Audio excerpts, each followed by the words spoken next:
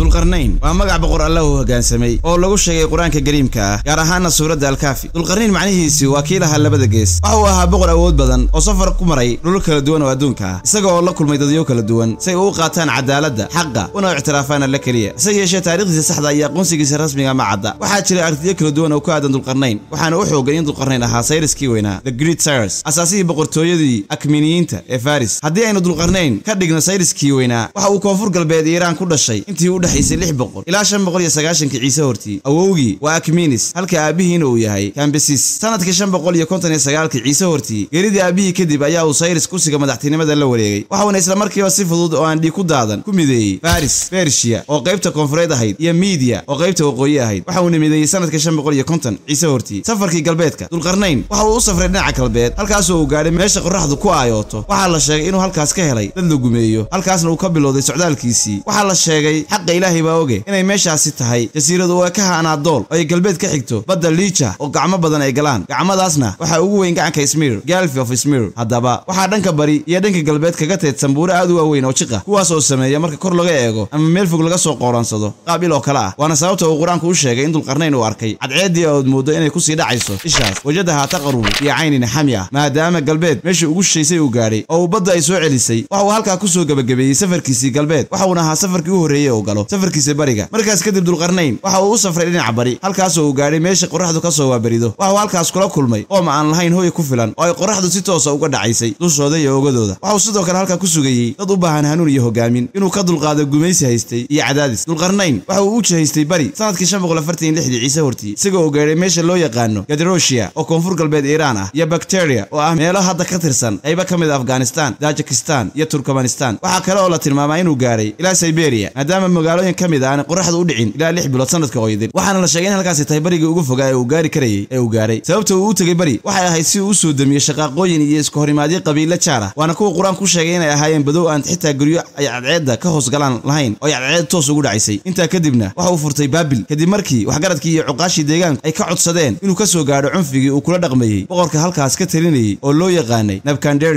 labo ilaa ugu dambeyn uu la wareegay safarkii labada buuro dhaxdooda safarka saddexaad ee dulqarnayn galay waxa uu gaaray meel ay dadku ka cawdeen olooyin mufsidiin kuwaas oo loo yaqaanay Yaajuuj iyo Maajuuj Yuub ama Yuub inkasta oo aan loogeyn sida ay isu fahmeen maadaama quraanku sheegay inay ahaayeen dad aan luqad garanaynin dana wuxuu halka ka dhisay derbi weyn oo bir iyo naxaas ka samaysan si uu uga celiyo dadka dhulka fasahaadinaya derbigaas uu halka ka dhisay waa mid difaac adag leh oo aanay soo dumin karin ilaa maalinta qiyaamaha